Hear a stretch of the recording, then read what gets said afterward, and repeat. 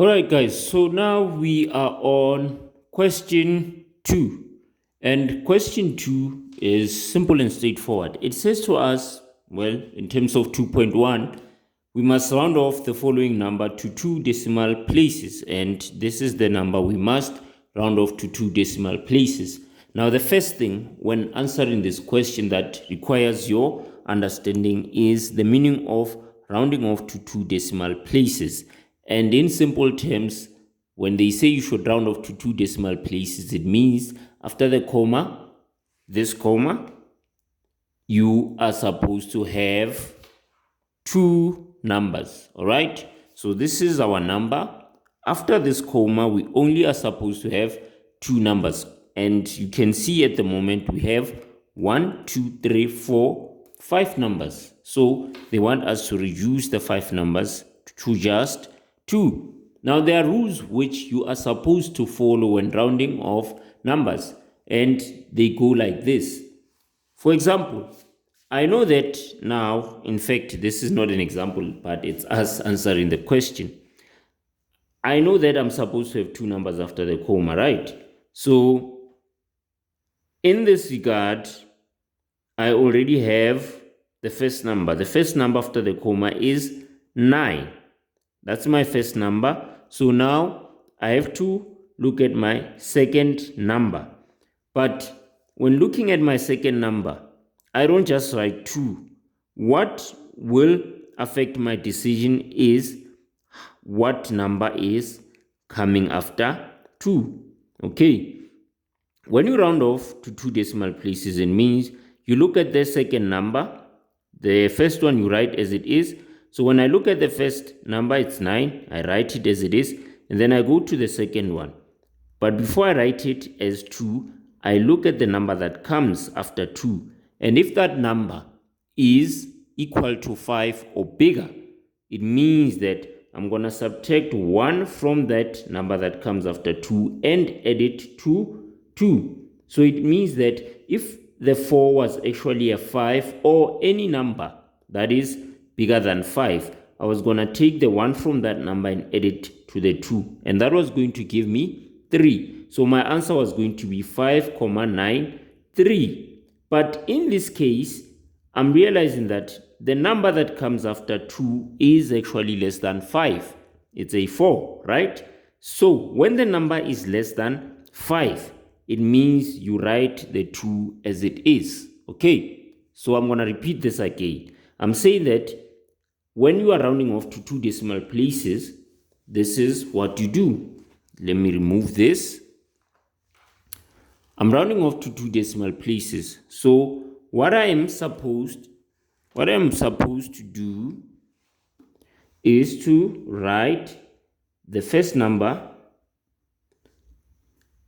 which is my 5, and then after the comma, I know that I'm supposed to have 2 numbers because they said to 2 decimal places. So I'm going to write the first one, 9.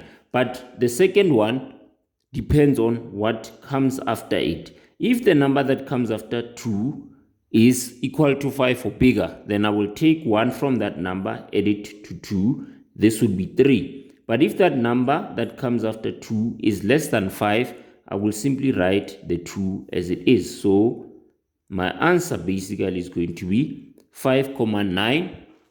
And then I'm done answering this question. Okay, we go to the second one, 2.1. 2.2, I mean. Okay, so 2.2, guys, wants us to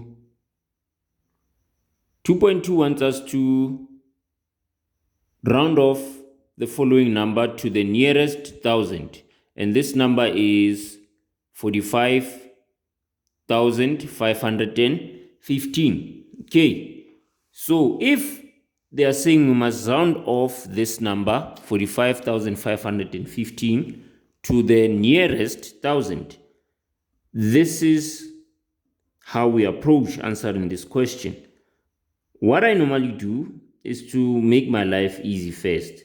I draw a line like this, and I know that 1,000 is supposed to have 3 zeros. So underneath these 3 numbers, I'm gonna write 0, 0, 0, because they want me to round off my number to the nearest 1,000, and 1,000 is supposed to have 3 zeros. And then after that, I look at the number that comes before the first 0. Okay, the number that comes before the first 0 is 5, right? And then I look at the number that is above the first 0. It is 5. So if the number that is above the first 0 is 5, or any number that is bigger than 5, I'm going to round up, I'm going to round up this 5. In fact, let me explain it in this way. If the number that is above the first 0 is 5 or bigger, it means I'm gonna take a 1 from this number and add it here. So it means this 5 is going to be a 6. But if this number, the 5 that is above this first 0, is less than 5, it means I'm gonna keep this 5 as it is. I won't change anything. It's the same explanation as the one we talked about here. So what this means is that because when answering this question, because the number that is above this first 0 is 5, it means we have to add 1 on this 5. So it means I'm gonna have 46. And then after I've changed this 5 to a 6, it's now 46. I take these 3 zeros, 1, 2, 3, and we now have 46,000 as our answer. Okay, that is the simplest way of answering this question, okay, or my preferred approach of answering this question. Let's move on to the next one. All right, here is the last question of question 2. It says we must rewrite 112 as the product of its prime factors, and we need to show all our working. Okay, look at the marks. It's 3 marks, so you must show everything in order to get the full marks. Okay, so let's firstly write down our number. It is 112, and we have to write 112 as the product of its prime factors. Okay, remember what prime factors are. These are factors that happen to be numbers that have 2 factors, which is 1 and that number itself. For example, 2 is a prime number, which happens to also be a prime factor of 112, and it that means it actually has 2 factors, which is 1 and 2. Okay, so we are going to use the ladder method in order to answer this question. All right, so I'm going to write the 112 here, and then I will draw this line like this. Make a ladder. Okay, so this is me making my ladder, not leather. All right, and then what I'm going to do is now find numbers that can go into 112, which happen to be prime factors. All right, and prime factors come from prime numbers, and the common prime numbers, or the easiest ones, are 2, 3, 5, 7, 11, and so forth. These are the easy ones. These are my prime numbers. Okay, these are my prime numbers, well, the common ones. All right, so every time you use the ladder method or find the prime factors of a certain given number, you start from the smallest prime number, and if it no longer works, you move on to the next one, and so forth. Okay, so in this case, we are going to start with 2 because it is the smallest prime number. So what you do is to basically say 112 divided by 2, and you find out what the answer is. And our answer is 56. So when I say 112 divided by 2, I get an answer of 56. And then I ask myself, can 2 still go divide into 56?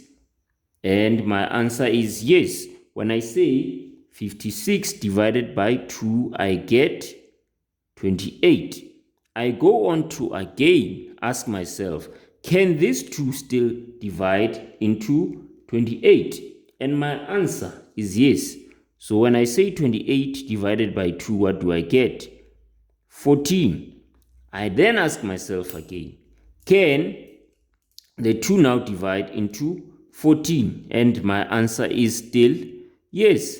When I say 14 divided by 2, I get 7.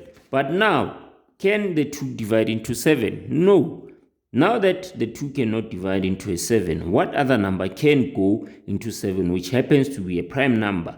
The answer is it's 7. Okay, it is 7. So when I say 7 divided by 7, what do I get?